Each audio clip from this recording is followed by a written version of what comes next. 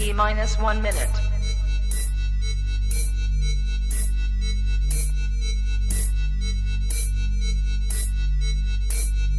T-minus 50 seconds.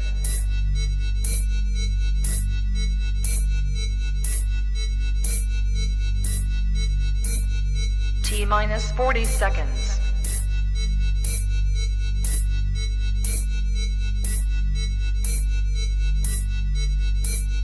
T-minus 30 seconds.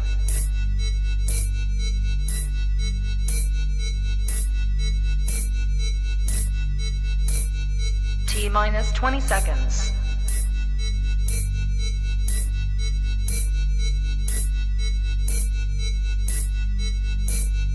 Ten, 9, 8, 7, 6, 5, 4, 3, 2, 1, 0. Tonight on Truth Today, we're going to be discussing Shariah crimes taking over U.S. cities. Yes, folks, it's coming to a community near you. It is everywhere, and it's only going to be expanding.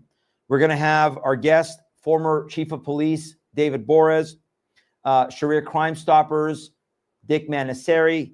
We're going to be talking about jihad, honor killings, violence, blasphemy laws, all of those things that are against our Constitution, our laws, our Judeo-Christian heritage.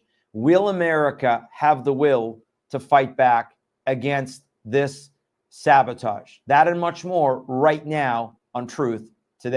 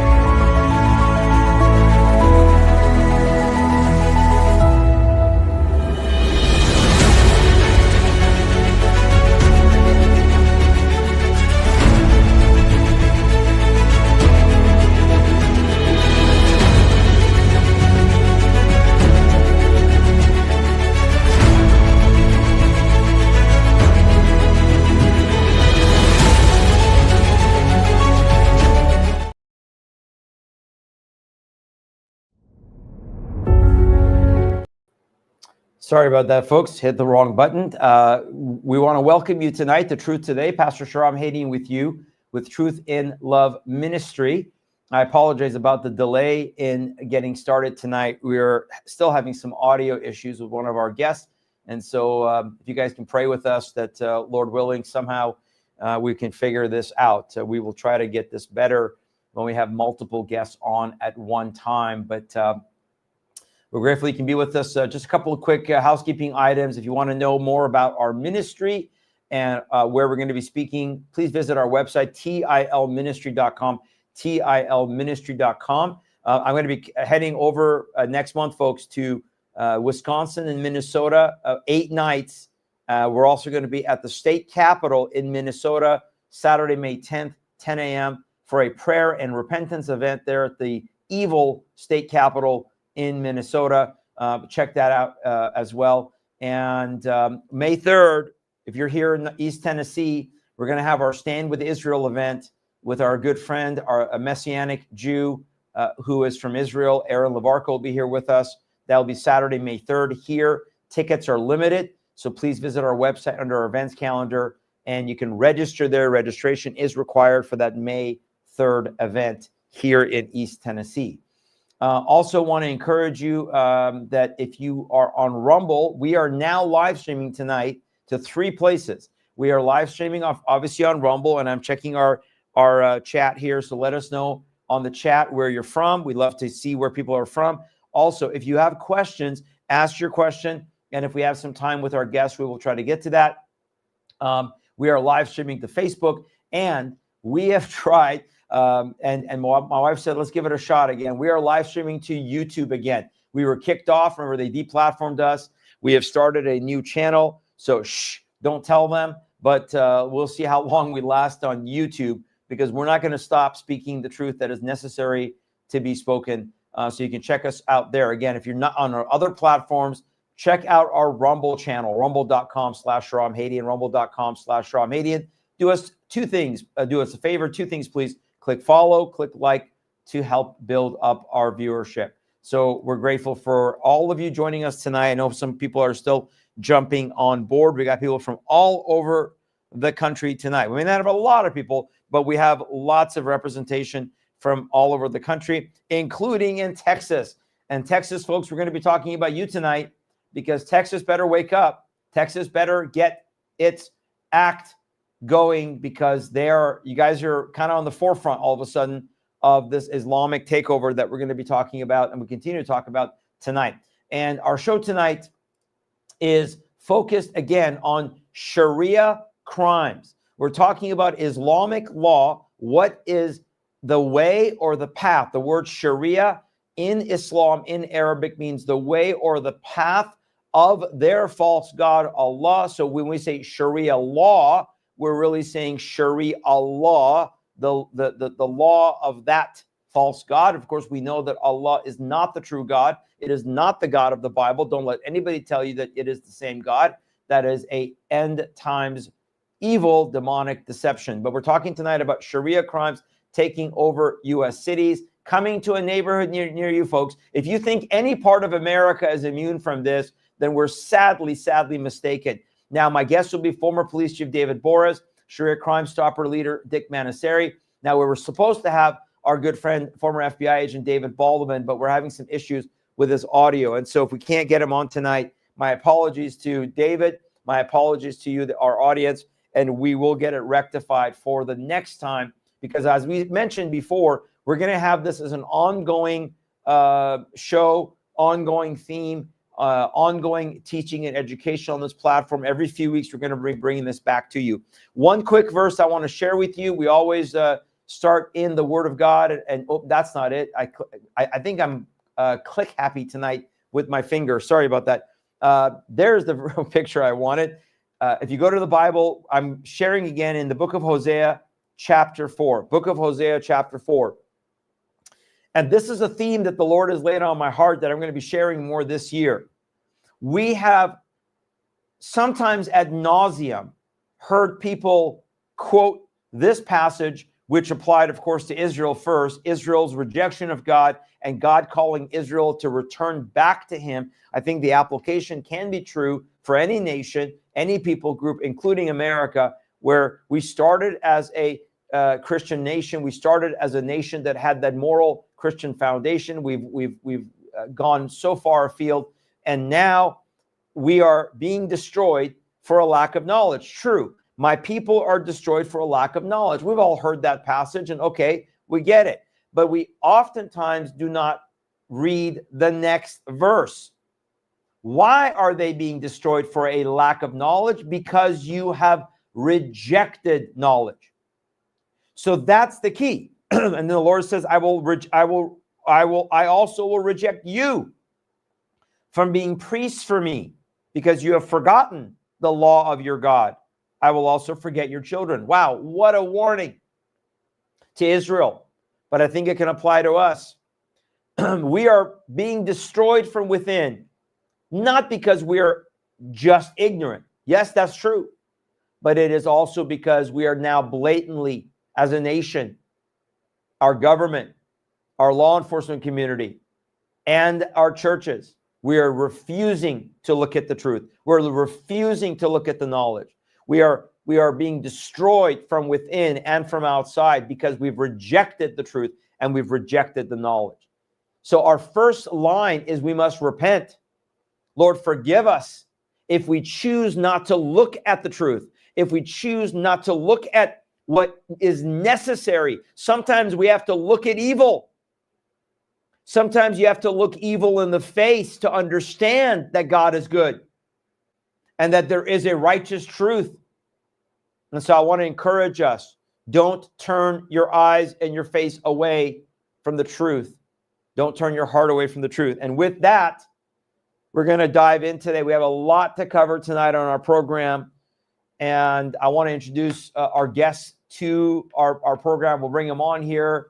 And I want to welcome gentlemen for you tonight. Again, my apologies. We were on the phone with David Baldovin for a good while and trying to get him on, but I'm not sure it's on his end. His system is somehow rejecting coming on. And so, the enemy's always afoot. But David Boras, we had you on last time, but we weren't able to see you in person. And so tonight it's great to be able to see you in person. And so welcome, David.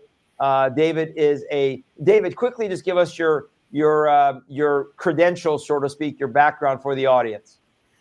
Well, thank you, Sharam, for this opportunity. I was a career Army officer for 23 years. I completed that chapter of my life in 1991, and then I joined civilian law enforcement here in Georgia, where I served for 19 years, 16 with the Cherokee County Sheriff's Office, and then 3 years with the suburban Atlanta Police Department, where I was the chief of police.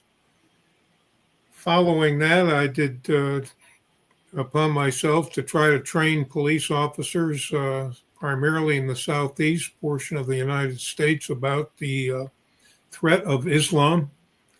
And that's when I met Dick Manasseri and David Baldovin and others. And as I said, primarily focused on law enforcement agencies in the southeast. And when I left just before COVID hit, I had trained over 1,500 law enforcement officers on the threat of Islam. So that, in a nutshell, is the training or the my background. And appreciate that. Thank you for that, David. And then Dick, how did you get into this? How did you dive into getting involved with Islam, Shariah, things that don't seem to be as popular to talk about now as they used to be? Well, like a lot of people, I didn't know anything about it. I'm in my senior years, let's put it that way, and all my life I never knew anything about it. We moved to Michigan for family reasons, and it hit me in the face. But I'm very fortunate. I'm really a student of Sharam, and I'm a student of David. So my wife encouraged me to put my money where my mouth is, take a plane to Atlanta, Georgia, and meet up with David Boras and sit in his class. And I was blown away. I sat in the class. David is teaching 60 law enforcement personnel in Alabama in their uniform with their weapons. And I'm sitting there amazed at the content, David's preparation, but also at the reaction. These police men and women were angry that they did not know this. They should have known this. It was taught in the FBI until 2012, when Barack Obama took it out of the training and fired the trainers. And here we are. That was probably 6 years later, and I'm sitting with policemen, and they can't believe what they're hearing from David Boras. David is teaching as if he was teaching in the military or his police department in great detail. And the good news is we have access to all of that training. It's available online at Shariah Crime Stoppers on the YouTube channel. And we're going to probably thank you so much, Sharon, for highlighting the content, because the content is, it's an example of what's there. The entire 16-hour training is available online. Yeah, amen to that, Dick. And I have some clips queued up tonight, folks, that we're going to be bringing about for these gentlemen. And this is David Boras's training that he's done, a training that is so necessary. Some of you know that as myself, as a former police officer, I've done some of this training, not to the extent that David has done, and certainly not to the level. I've had probably, not that to that level, but I've had probably about 100 or so officers, different departments that I've taken through a one-day training. But certainly his training is much more extensive. But here's the thing, folks. It's free. It's available. It's on YouTube. It's right there for you at your fingertips. And it's a training that you need to get into the hands of your local elected officials. I was talking, gentlemen, to individual, a gentleman on the city council up there in Minnesota in one of these communities that is fighting one of these Islamic enclaves. And I said, here's the link. Like, please go watch it. So I gave him the link to David's training, and I said, go watch it. If you have contact with your police chief, if you have contact with your sheriff's department, encourage them to go watch this, because we may or may not be able to come there, because like when I'm in Minnesota next month, I'm trying to set up a meeting with these folks, because of course they're being sued by CARE now, because they were able to get a moratorium put on for 1 year of this Muslim-centric enclave. And now this thing in Texas with Epic and what happened in Sugar Land, Texas, and all over the Dallas area, I'm praying that it is going to come upon the somewhat of the consciousness of maybe more Americans. We had the unbelievable jihad attack that happened in Kashmir. We have over Easter weekend, we had at least 100 Christians massacred in Nigeria at the hands of Muslims. And yet it just seems, gentlemen, that people are still ignorant to this. David Boras, I wanted to ask you a question before we jump into some of this training, because over the last year and a half, especially after the attacks in Israel, we saw, and we continue to see, and certainly since the election of President Trump, we continue to see a ramp up of violence. Would you speak, and then I want to play a clip from you guys for what the Islamic part of the Islamic movement is saying in America, and then explain to me, and this is where we could have really used David Baldovin as a former FBI agent, explain to me why federal law enforcement isn't all over this. But David, are you seeing, maybe both of you, question for both of you, are you guys seeing this increase of violence that is, ramping up? David Boras first. Well, certainly there's many examples of that. Right after the first of the year, we had the attack in New Orleans. And the problem, Shariah, is a lot of people don't even realize they're being attacked by jihadists.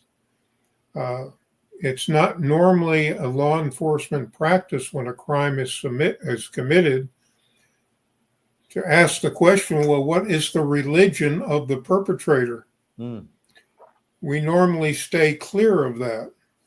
So unless somebody else does that looking for us, and there are certainly many websites that are doing that, Pamela Geller is one, Robert Spencer is another, and there are other sites like that that will reveal the background of the attacker, and at the time that you understand that it might be a jihadist attack, then you have to get into the weeds, so to speak, to figure out the true motive. But if you want to if you have to label it a jihadist attack, the first thing you have to determine is, was the perpetrator a Muslim? Mm-hmm. You can't have a jihadist attack without a Muslim perpetrator. Might be something else, but it's not an Islamic attack at that point. Only when it's committed by a Muslim do you have a jihadist or the potential for a jihadist attack. So yes, we're seeing some more. We're seeing a lot of violence on the far left right now against Trump. And it's going to get worse. I'm absolutely convinced of that. This is all part of end times. Mm-hmm. So we have to be prepared for that and be willing to recognize it when we see it. Absolutely agree 100%. And let's go to this clip, gentlemen. I'm going to share this clip here real quick. There's a website called Canary Mission. I don't know if either of you are familiar with this website, but it is focusing specifically on the so-called Palestinian movement, which we know For folks, for those of you who may not know, we have documented before that it is the Muslim Brotherhood that started the Islamic Association of Palestine, which then morphed into Hamas, which then was designated in 1993 by the United States government, by the US State Department, as a terrorist organization, just like the Trump administration designated MS-13 or Tren de Agua or any of these groups as designated terror organizations. And so let's go to this clip, gentlemen, and I want you to just see what they're saying. And folks, I apologize, there is some language in it, but there's no way getting around that. So for those of you in our audience, my apologies ahead of time for a little bit of language that is there, but I'm going to share this here with you folks. And so here's the website, Canary Mission. I encourage all of you to check this out. But here is Yahya Sinwar. You know, they're lifting him up as the Hamas leader that was ultimately taken out by Israel. But watch this and watch what they're saying on American streets. I support Hamas. We are Hamas. Yes, we're all Hamas. All of us Hamas. Hamas is me. Hamas is you. Hamas is our children. You see this fucking two-leg sign, this bitch? I sure do support Hamas. Yeah, I support Hamas. Go Hamas. Long live Hamas. I salute Hamas. A job well done. Allahu Akbar, Hamas! Allahu Akbar, Hamas! You Jewish motherfucker! We gotta pay all of you! Stop the stab. Give them help. اضرب كالعافية يلا يلا يا حماس يلا يلا يا حماس October 7th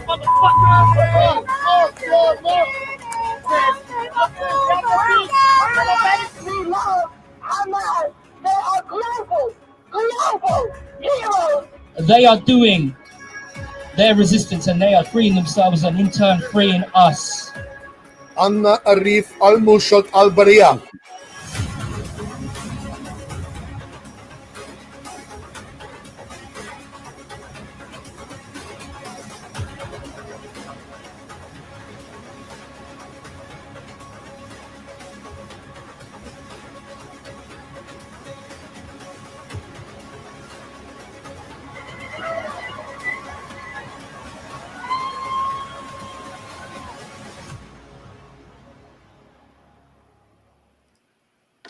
All right, so let me come back to me here real quick, and this is what I'm trying to address, gentlemen. Is that I want to ask David Boris first. From a law enforcement standpoint, I'm very perplexed because if I stand out, let's say, and I start shouting in the streets, I am ISIS. I am ISIS.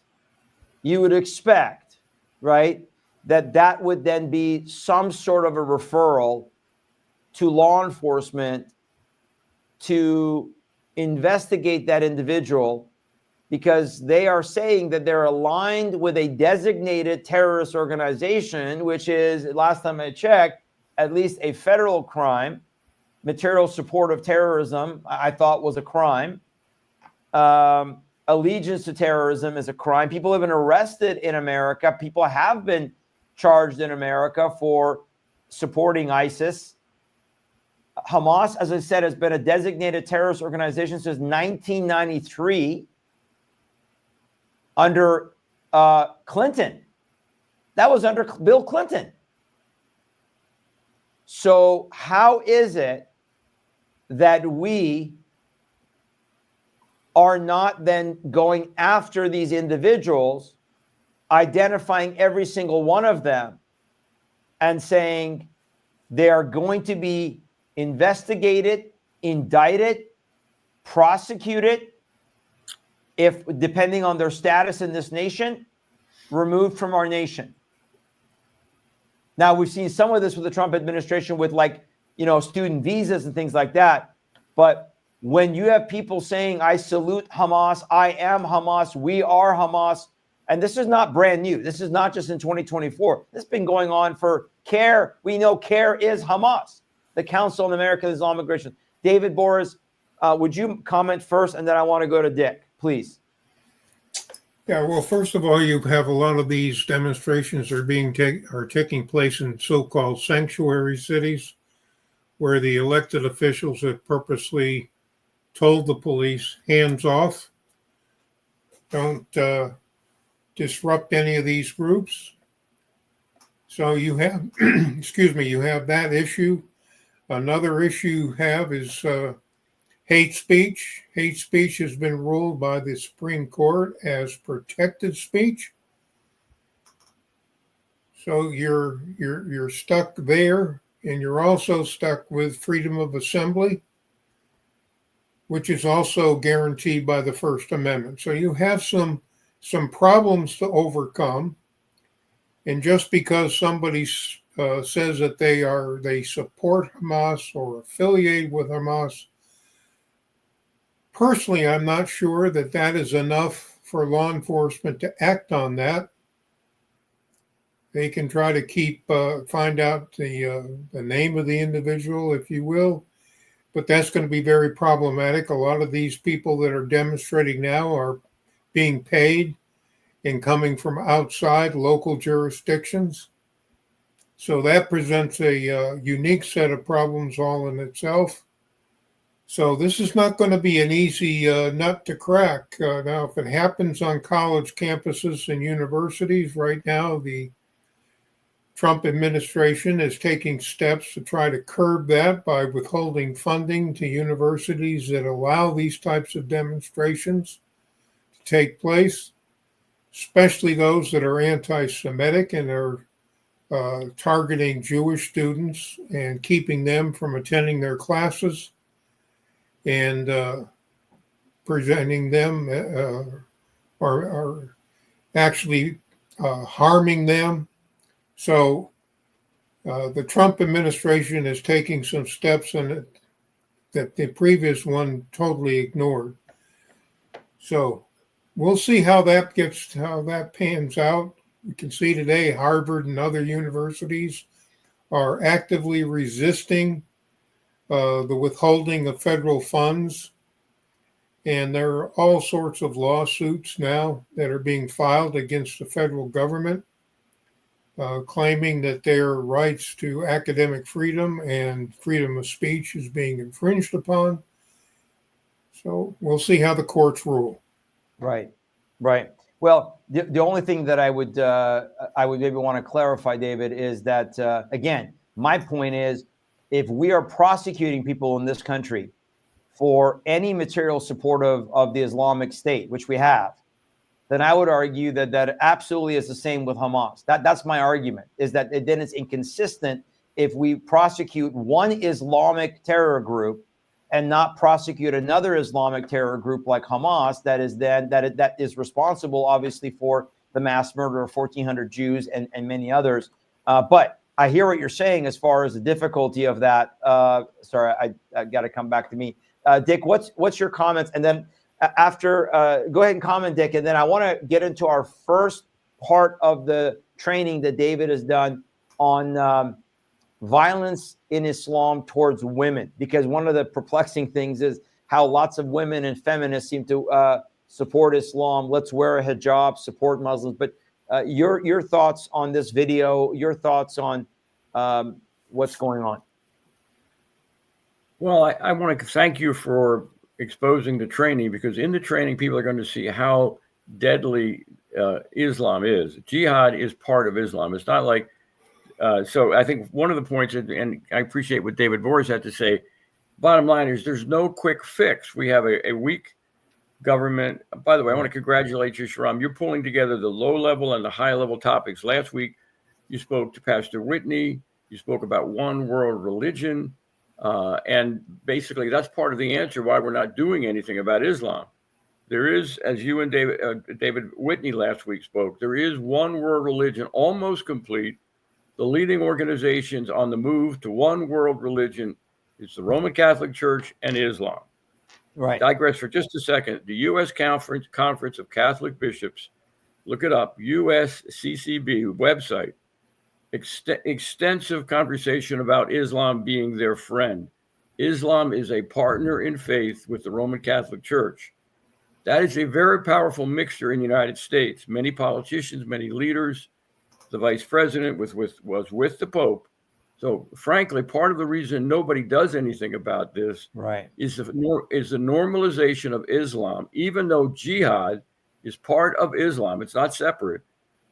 Islam is being normalized across the country, and that affects every jurisdiction in the country in terms of leadership and the way people address law enforcement. The other point would be, given David's comment, people listening to this should become aware of the detail in the training, because this is what you are going to be exposed to.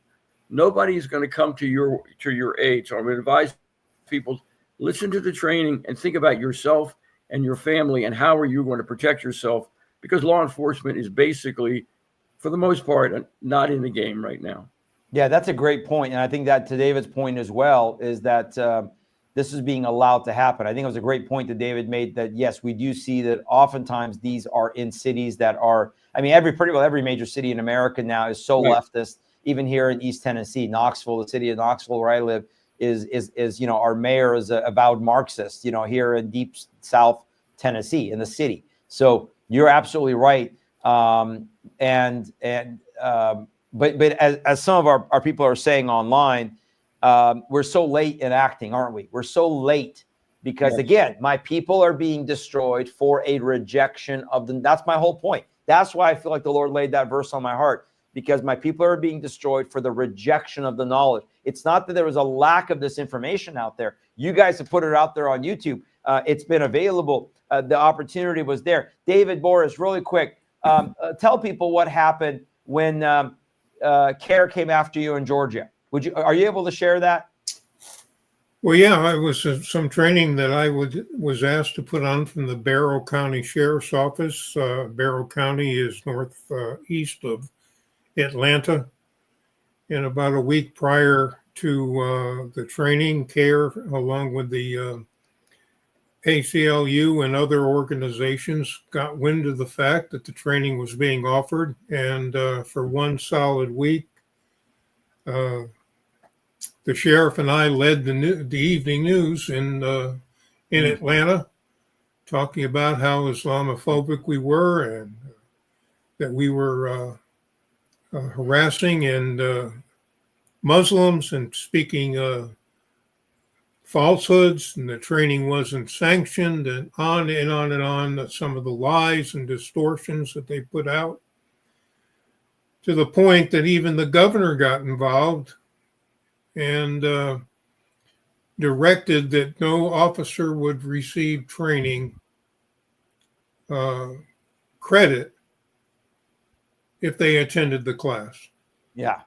Well, we had about 60 officers attending the class. Mm-hmm. And the bottom line is that eventually, some 6 or 8 months later, they did receive credit for the training. But the governor was totally gun shy about the training. He was afraid that Atlanta's reputation might be in some way tarnished by CARE and the ACLU and other organizations. And so he took the easy way. He directed that the training credit would not be given. But as I said, we had some people, fortunately, in high places that went around that edict, but it just took some time. Yeah. And they were able to get the training credit that they deserved for that 8-hour class. For that 8-hour class. But we're talking about the Republican governor of Georgia. This is the Republican governor of Georgia, Governor Kemp, who then, this is what happens, folks. People have been asking me for the last month, how is this happening in Texas? How is this stuff happening in Texas? Greg Abbott, what did we find out about Greg Abbott? That one of the communities that has housed illegals gave him $1.4, $1.5 million for his campaign. So if you think that Bingo. the Republican Party is going to save us, or that it's all bluster, right? Greg Abbott says no Sharia in Texas, no Sharia in Texas. Yeah, that's nonsense. It's already been going on, and I don't have time tonight. But gentlemen, if you've seen the Rare Foundation, Amy Meek posted the latest video of Yasser Qadi talking about that all eyes are on us. We've already built Epic 1.0. We're going to build Epic 2.0. And he basically said, without saying, this is the blueprint. This is going to be the blueprint. He said, there's nothing like this anywhere in North America. And this, one of the things that I've been saying is that this is a new strategy, which I believe is tied to the global strategy of these 15-minute cities that the globalists want. And the Muslims are very, very willing to be the guinea pigs to say, hey, you give us the ability, we'll form these now Muslim-centric cities, but we'll make it a beautiful 15-minute city. Everything will be there, shopping centers, all this stuff. So let's go to the video. This is speaking of the training, folks, here's the first part. Now, again, there's so much of this. This is only the first part of the training that is on Sharia Crime Stoppers. If you go to where you see on the screen there, under Dick's name, Sharia Crime Stoppers, look it up on YouTube. You'll see the 16-part training. But let's go to the first training here, gentlemen. And I believe, let me see here. It is right here. We're talking about violence against women. So let's watch this, and then we'll come back, and I want to get you guys to comment and share. This is David Boris's training on threats of Sharia crimes. Here we go. So our first crime, Sharia crime, is violence against women. Under Sharia law, women are considered the property of their male family members. They are objects to be used. And if they are disloyal or fail to follow the rules of conduct prescribed for them, they can be physically beaten according to the Quran, chapter 4, verse 34. The beating of disobedient Muslim wives by their husbands is promoted worldwide. Take the Muslim women in Gaza explaining the rules for wife beating in order to maintain marital harmony. And the same message of Sharia-sanctioned wife beating within marriage was broadcast last year in Australia and also in Canada. Note how beatings are supposed to be done lightly, with only a twig or a toothbrush, but of course not everyone promotes beating lightly. A chaplain in the Canadian military promotes wife beating as long as it's kept private within the family. What we're talking about is assault and battery under U.S. law.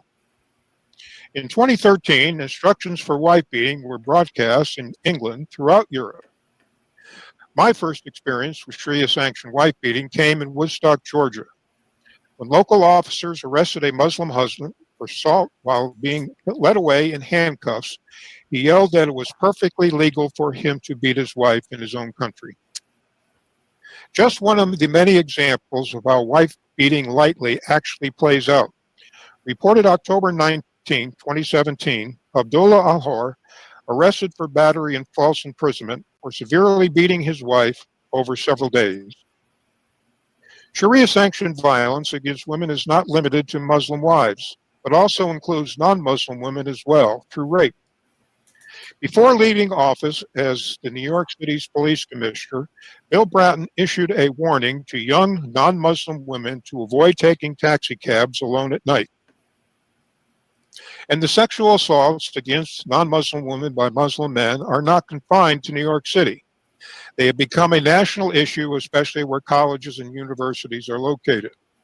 Uber drivers sexually assaulting women at Michigan State University, New Haven, Connecticut, the University of Florida, Dallas, Texas, Philadelphia, St. Paul, Laguna Beach, California, Las Vegas, and in Chicago, and the corresponding newspaper headline.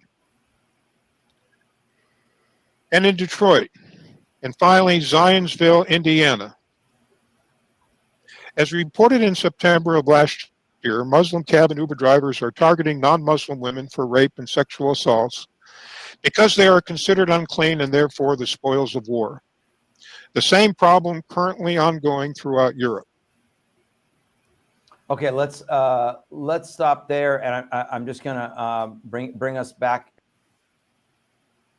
Bring us back here, gentlemen, to this here, and then we'll come back to more training. So let's comment here. Why are we here on this? There we go. So Dick, you first. Again, you guys presented this information on Sharia Crime Stoppers. This is just a glimpse of the depth of what they can get with. And what I love about this is the absolute, not only that David Boras cites and sources Islamic text, which is critical, so because we have to be able to cite original sources, but that he gives specific examples that this is happening. It's not going to happen. It's happening. Your thoughts, and then we'll go to David, and then we got a couple other clips we want to play tonight. Well, first of all, thank you, Sharam, for showing this. Again, this is 6 years ago this was done, and so you can imagine all that's happened since that time, and we have had no police or no law enforcement response. I want to say a couple of things. So there's 16 one-hour sessions in the playlist.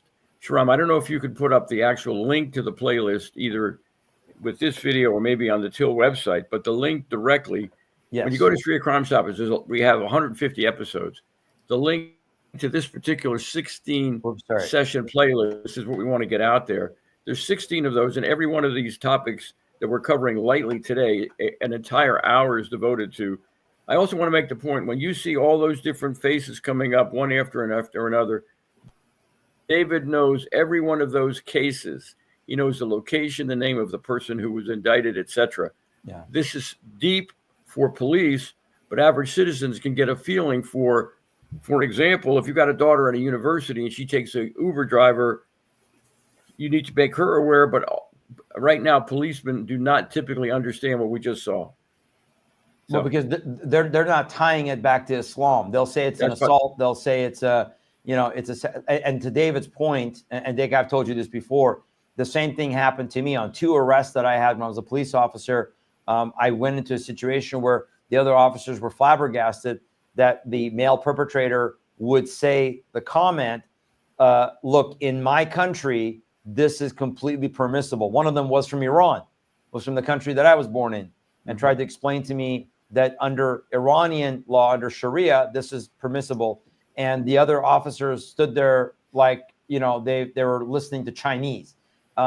David Boras, your quick comments, and then let's go to the next clip. And then Dick, I'll share that. I'll bring that up here in a minute. Actually, while David is commenting, let me bring that up here. I believe that right here, gentlemen, right here, folks, you see on the right. So there's the playlist on the right. That's what you're talking about, Dick?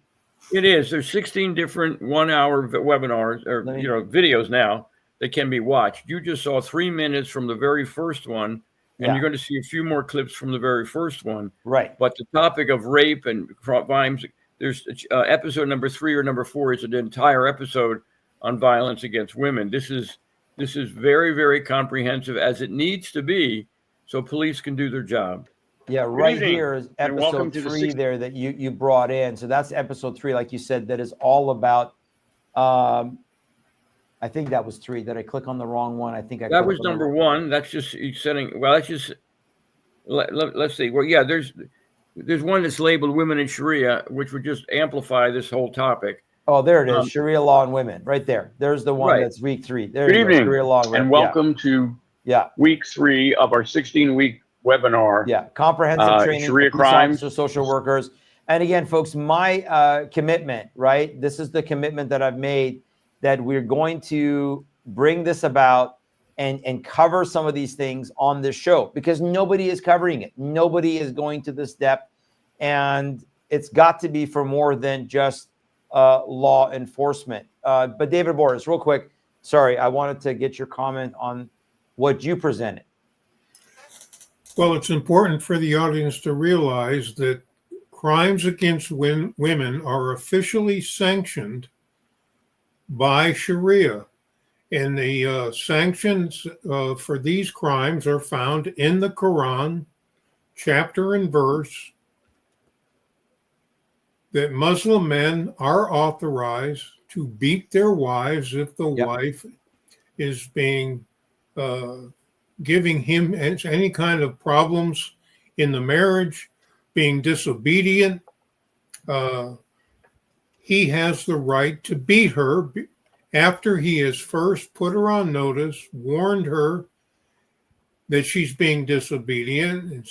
The second step is to withhold affection for 1 month. And if neither of those steps prove successful, then he can beat her. The other crime we talked about is crimes against non-Muslim women. Right. Within the Quran itself, it talks about how they're considered the spoils of war. Mm-hmm. In other words, Muslim men in a foreign country such as the United States, the Uber drivers, all Muslim men, felt that these women were being disobedient to Islam. They were uncovered. They weren't properly dressed. They were going out at night by themselves, engaging in alcohol or what have you in local bars. And so it was up to them to be treated as the spoils of war. And that's what Muslim men could do. And it's perfectly legal under Sharia. So you take this big housing development now in Plano, Texas, it's going to be governed or influenced by Sharia. And we've got a large domestic area that's going to be sanctioning wife beating, as well as the violence against non-Muslim women, because again, they're considered the spoils of war. So I was revisiting the Reliance of the Traveler here, the Sharia law, one of the most authenticated books on Islamic law, codified over 1,000 years, certified by top Islamic scholars, including Al-Azhar. David, it says here in this section, and then let's go to the next topic that we're going to cover, which I believe was we were going to talk about honor killings, because that, again, see, part of what you're sharing, and I just appreciate what you just shared, is that what can we expect? What can law enforcement expect? What can city leaders expect? What can community leaders expect? What can Christians expect? What can we expect as we see these type of enclaves established? What is the pattern that we've seen in other countries? What is the pattern of violence? First, towards internally within the Muslim community, because as you talked about, Muslim on Muslim violence, Muslim on Muslim crimes, then Muslims against non-Muslims as they get to a more confident, secure position.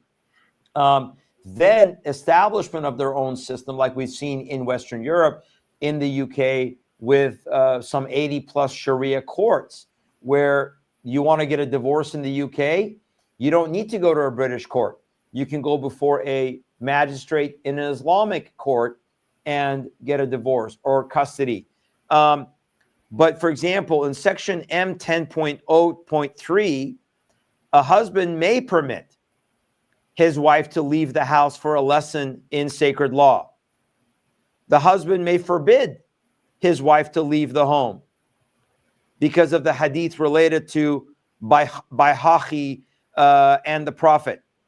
Quote, it is not permissible for a woman who believes in Allah on the last day to allow someone into her husband's house if he is opposed, or to go out if he is averse to it.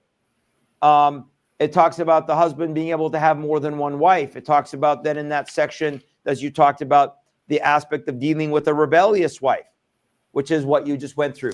So I just want to confirm that what David is talking about, from a perspective of a former Muslim, from a perspective of someone whose my birth country is being governed by this type of law, that this is not, what did you call it, David? What did Kara accuse you of? Islamophobia and lies. Yeah, extreme prejudice against Extreme prejudice, right? We are reading from their sources. We are quoting their text. We are quoting their prophet. Let's go to the next clip here, gentlemen, that I believe is talking about now honor violence. If I remember right, let me see. 1638. 1638. Yes, thank you, Dick. And here we go. But I'm trying to think which one it was. Nope, it's right here. There it is. Okay, sorry. That's what happens when I run the show by myself. Here it is. So here is 1638. Let's now watch this on honor violence, part of just week 1, folks. This is just week 1 of the training. Honor killings and violence is our next category of Sharia crimes. Honor shame cultures maintain social control by enforcing strict rules of behavior, especially for female members. Any violation leads to family shame, especially for the male members, and they can only regain or establish family honor by shedding the blood of the offending female. So in Texas, 2 sisters murdered by their father for bringing shame to their family. Their crime? Becoming too westernized by their dress, their public behavior, their desire to date non-Muslim boys, working a part-time job, and being out at night. Over 90% of honor violence crimes in the U.S. are for this reason. Then there is the recent case in Farmington Hills, Michigan, reported September of last year, where Muhammad Al-Tanawi murdered his mother because she was allowing their daughter to become westernized. When the local police chief was told he just had his first honor killing, he refused to believe it. Indeed, there are many other young Muslim women in America who have been brutally murdered by their family members to reestablish family honor. This book was published this year, and Chesler's book covers how widespread honor violence is in the United States and how widespread the attempts are to cover it up by labeling it domestic violence. During the webinar, we'll cover the major differences between domestic violence and honor violence crimes, some of which are multiple family perpetrators, overkilling, and body mutilation. One critical lesson for peace officers and social service workers and judicial officials when dealing with Muslim female runaways: don't return the victim home. They may be fleeing from the threat of female genital mutilation, a forced marriage, punishment for rape, or the threat of honor violence. Runaways are at extreme risk if they return to their families. Our next crime, apostate, killing of apostates and blasphemy. We're going to get to that here just in a second. So let's come back and just get a quick comment, gentlemen, from where is our screen here? Sorry. David. By the way, Shariah, I lived in Michigan at the time of that murder, and I could give you a little scenario of what happened. We were contacted by the local police force. A woman in the police force contacted us just because she was concerned that the police department was not doing their job. Keep in mind, in order for the 15-year-old to kill his mother in a Muslim environment, when in fact the father and the mother had been at odds, there was a protective order against the father. The father was not supposed to deal with the children, but he did deal with the son. In a Muslim situation like that, you would normally, correct me if I'm wrong, David, in fact, I think you told me this exactly at the time, the police should have investigated the father, and they should have investigated the imam. An honor killing is a decision made by the rest of the family and the imam to decide that if it brings enough shame to Islam, then they have to take action. So the lady that called me was an officer. She was concerned no one would allow them to explore the honor killing concept, talk to the father, and talk to the imam. I think that's the case, right, David? That's correct. That's correct. The other aspect of honor killing is that it usually involves the entire family. Keep in mind that this offending female who has become too westernized, has brought shame on the entire family. Not just the father, who being the head of the family is expected to take corrective action, but everybody else, whether it be the mother, other siblings of the offending female or what have you, and they're putting pressure on the father to take action, because if they don't, if he does not take action, the shame still holds over the family. Not only family members will put pressure on the head of the household, but neighbors as well, especially if they're living in a Muslim community, because they all understand what the rules are. The rules of honor shame have to be enforced. And so they'll put pressure on the father to take action against that offending female. And the only way that they can correct the problem is by the shedding of blood, by the killing of the offending female. Yeah. Yeah, this is exactly why we have, again, we're going to cover in future shows apostasy laws, blasphemy laws. Right now, there's a very, very well-known case that is happening in Pakistan of a Christian who is on death row for blasphemy, what is considered slandering Islam. If you say something negative about Islam, you will and can be charged with a capital offense. As David is saying, there has to be the shedding of blood. Let me read something to you that our friend David Baldovin, who could not be with us again, folks, I apologize. We had some technical issues that we're going to address for next time. But here's what he said, and I think it's a great point as we kind of wrap this up. Unfortunately, I don't think we'll have time to get into the third segment. I really wanted to get into the apostasy because that really, that's kind of personal to me because that's what I am, right? I'm an apostate and I left Islam and I deserve the death sentence. And that's another aspect of ultimately honor killing. But here's what David Baldwin says, and I want to get your comments on it, gentlemen, because David Boris, this is kind of what I was alluding to earlier. I think we have missed, and Dick Manasseri, Pastor Whitney, what I had him last week, made this point. Excellent point. Yeah. The entirety of the problem is that we have allowed Islam and its law, Shariah, to be protected under the First Amendment, to be protected as a religion. So here's David Baldovin's point. We often miss the point, in my opinion. This is not about freedom of religion. It is about Article 6 of the Constitution. Sharia, therefore, is not legally valid. And here's what Article 6 says of the United States Constitution. This Constitution and the laws of the United States shall be made in pursuance thereof, and all treaties made, or which shall be made, under the authority of the United States, shall be the supreme law of the land. And the judges in every state shall be bound thereby. Anything in the Constitution or laws of any state or the contrary notwithstanding.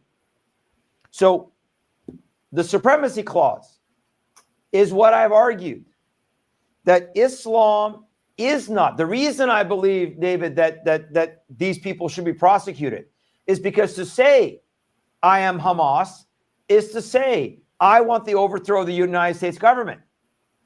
I want to kill Americans. To say, if you prefer American law or Sharia law, to say I prefer Sharia law, that is sedition. It is not First Amendment protected speech. That's the whole problem. We are giving them a pass. And Yasser Qadi right now, the blowhard Yasser Qadi, who we have warned Christians about, Brandon House and I and Usama Datdog for the last 10 years. And now they're taking over Texas and they're bragging about it. And Texas that gave Pakistan a day, May 23rd, Pakistan Day. Yeah, the same country that just killed 30 people in India and Kashmir simply because they're not Muslims, going person to person. Are you a Muslim? No, shoot him in the head. taking their pants off to see if they're circumcised. If they're not circumcised, shoot them in the head. So the problem is that we should have gone on the offensive and exercise our lawfare and say, no, Islam can never be protected under the First Amendment. As Pastor David Whitney says, Muslims should not be allowed to build one mosque in America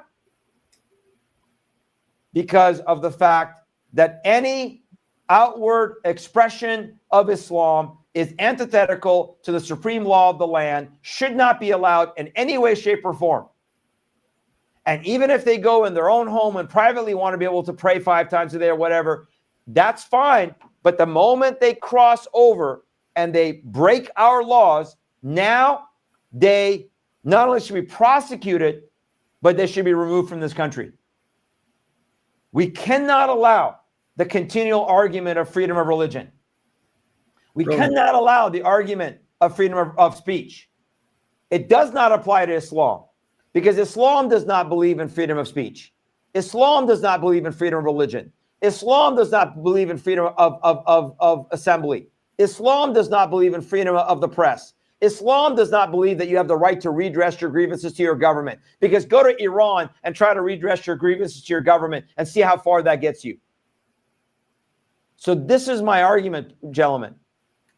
And this is, I think, what David Baldovin is making an excellent point. Absolutely. Is the pressure should be back on. We need to go on the offensive and put the pressure back on our elected officials and on our government. Stop giving them protection. Supremacy clause, supremacy clause, supremacy clause. It is either this Constitution or get out. That was my rant. I'll go to David first and then Dick for your closing comments. Well, I couldn't agree with you more that if they break a law, they have to be prosecuted. Your trouble you're going to have are you're going to have prosecutors who do not want to go down that road. Sure. And prosecute Muslims for being Muslim and saying things that we don't like, that may in fact constitute malicious talk or what have you. So there's, you've got how many different states in this union and how many different cities and jurisdictions to try to find a prosecutor that's going to go after someone for claiming to be a member or a supporter of Hamas. I think that's going to be problematic. Now, in terms of taking violence against women, certainly assault and battery is a violation of U.S. law, and any prosecutor should be able to go after these people for that. The same for domestic violence. And when it happened in my jurisdiction, we brought charges against that Muslim father for beating his wife. And that was not a problem to do that whatsoever. That was a clear-cut case of a violation of U.S. law. Well, I guess, look, gentlemen, the reality is as people are commenting on our chat tonight, they're commenting on, again, we are in dire straits, right? We are late in the game. And I guess I'm throwing a Hail Mary. I'm saying that it's time that we prosecute Islam. I think the only way out of this is to go on the offensive and begin to prosecute Islam. Islam at its core is sedition. Islam, because David, what happens is every time we do that, and I agree with you 100%, that we can do and we should do. At the minimum, we should be doing that. And these foolish local leaders that think, oh, it's going to be wonderful. We're going to have a Muslim-only city, and it's going to be beautiful. And they're going to have a nice park and whatever. Then when they deal with the stuff that you're talking about, when law enforcement has to deal with this stuff, when social services has to deal with this stuff, when they got to deal with welfare cases like in Minnesota, where they're stealing millions and hundreds of millions of dollars from the taxpayers. But the problem is, at the end of the day, some Muslim will stand up and say, that's not the real Islam. You see, this father beating his wife, that's not really Islam. Islam is peaceful. Islam is tolerant. We can coexist. Oh, you know, the honor killing is not Islam. That's not Islam. This is not Islam. That's our problem. And to Pastor David Whitney's point last week, go back to our founders, go back to Thomas Jefferson, go back to the fact that they understood Islam better than we do today. And they understood that you have to prefer Christianity in this nation and Christianity alone in our form of government. But again, I know, David, you're right. That like what I'm proposing is a Hail Mary. What I'm proposing is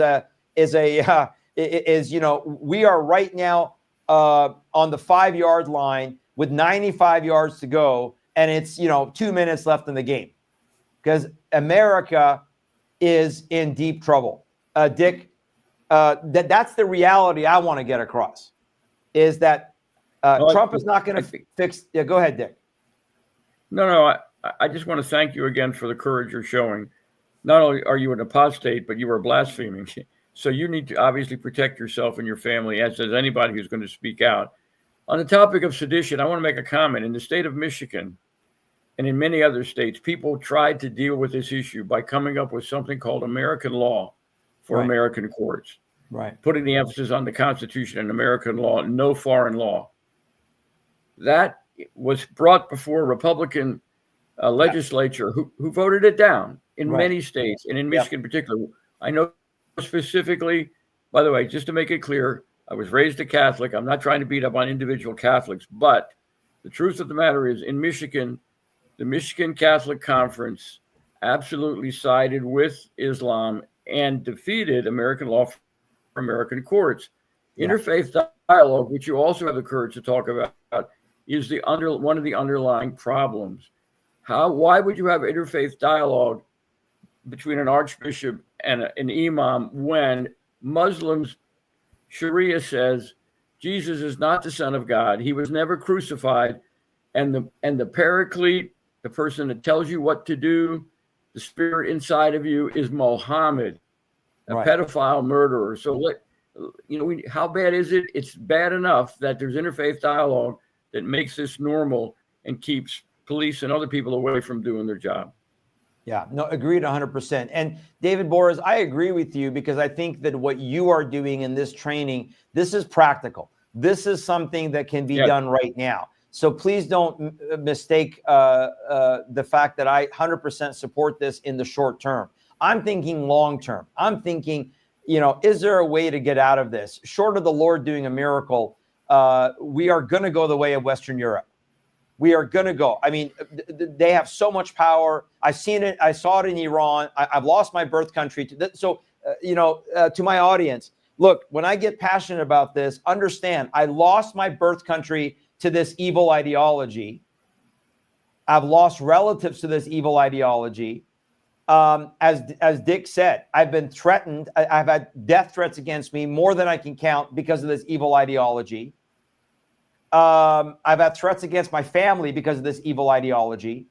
And so I'm thinking long term. But David Boras is absolutely correct. In the short term, if our elected officials, if law enforcement, if our community leaders get this training and understand that this is not okay and this is exactly what's happening, they need to prosecute. And if they go the step further and just connect it back to Islam, then I think we're back in the game. Then at least we're back in the game. Then at least we get the ball back, and maybe we can throw a Hail Mary. But so you guys are absolutely correct. I'm just trying to figure out, Lord, is there a long-term strategy? And Dick, you're absolutely correct. Same thing happened in Washington State. Same thing happened in Idaho. We were in Idaho. We got it through the House, goes to the Senate. And because of the Mormons who sided with the Muslims, they killed American laws for American courts in Idaho. So it's on us. Again, my people perish, not because of a lack of knowledge, but because they reject knowledge. That's it. We come full circle. So, gentlemen, I can't wait to have you guys back. Again, to our good brother, David Baldovin. David, we're sorry about the technical issues. We'll get that worked out, but I'm glad that we were able to bring your comment via text. But Thank you guys. And next time, folks, we're going to go into more of this training. Again, I want to encourage you, go to Shariah Crime Stoppers on YouTube. And next time, Dick, I'll make sure I'll have that link. But the only challenge is that people, it's a longer link because it's on YouTube. And so it's hard. Can you put it on?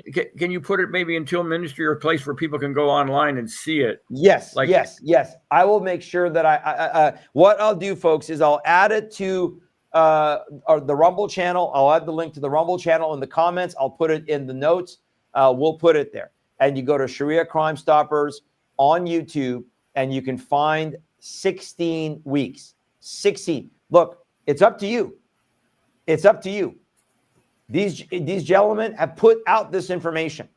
They've spent the hundreds, thousands of hours studying, training, and real life experience that as a police chief, David Boris has. As a police officer, I have. As a FBI agent, David Baldovin has. As someone who got immersed into this as with Dick has. People coming to him, as you said, in Michigan. So please do this and take the time and then share it. Share it with your key leaders. Share it with your pastor.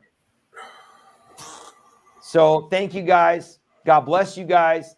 Thank you for being with us tonight. And again, I'm sorry that we didn't get to our third clip. We will get to that next time, Lord willing. And we'll keep educating people on these specific things that need to happen. You guys have a great rest of your night. And thank you so much. Thank you, Sharon. God bless you, Sharon. God bless you guys. Thank you. All right, folks. I want to thank you for being with us tonight on Truth in Love Ministries show, Truth Today.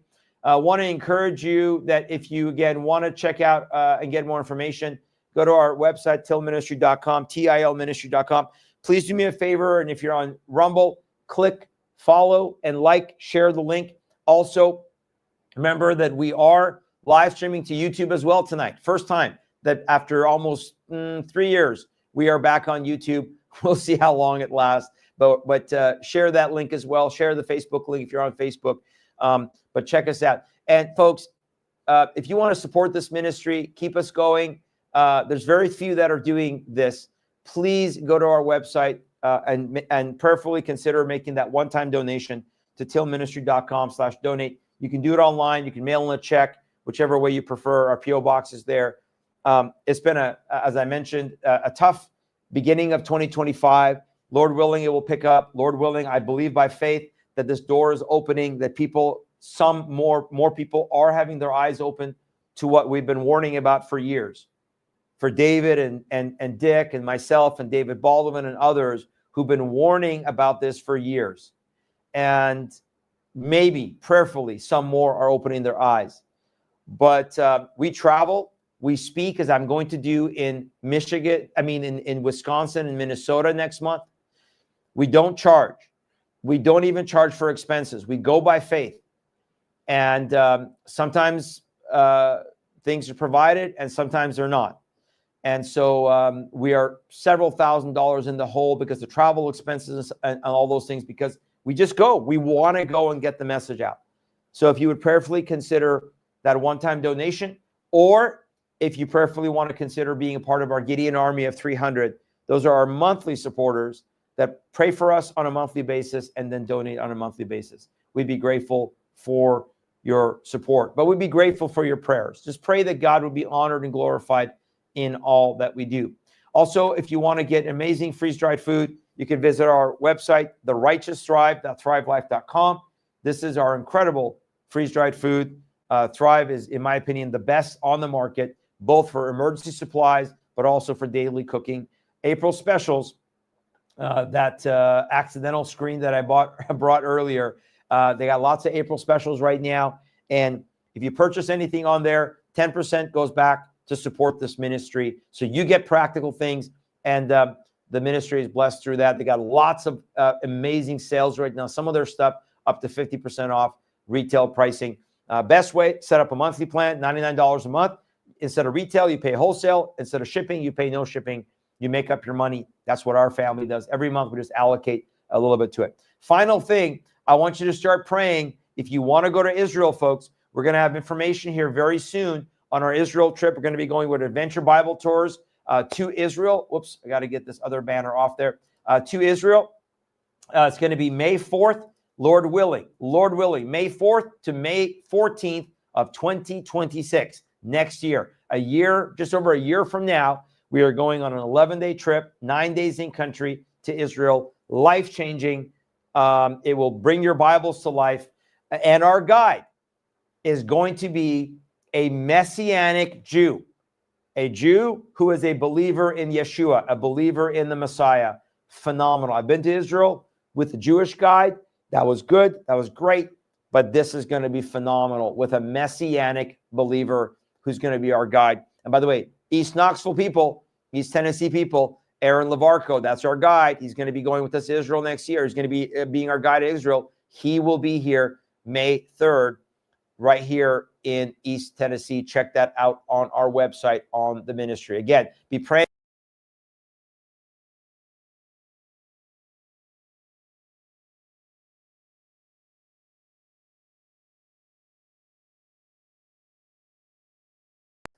Out of the studio. I apologize about that, folks. Sorry about that. Be praying about the trip, I said, and share that with people if you know anybody else that has been praying about going to Israel for next year. Pastor Shariah Hadian saying thank you so much, and I want to thank you guys for being with us. We'll have these gentlemen back on with us again in a few weeks for part 3 of Sharia crimes coming to a city. Here, taking over cities all over America, folks. Time to wake up, time to pray, and time to boldly proclaim the gospel of Jesus Christ. Do not fall for this interfaith deception, multi-faith deception. We do not worship the same God. There's one true God, and his name is the God of Abraham, Isaac, and Jacob, Yahweh. It's Jesus Christ is the true God. May he be glorified in all that we do. Pastor Shariah Hadian saying, have a great night. Lord bless you guys.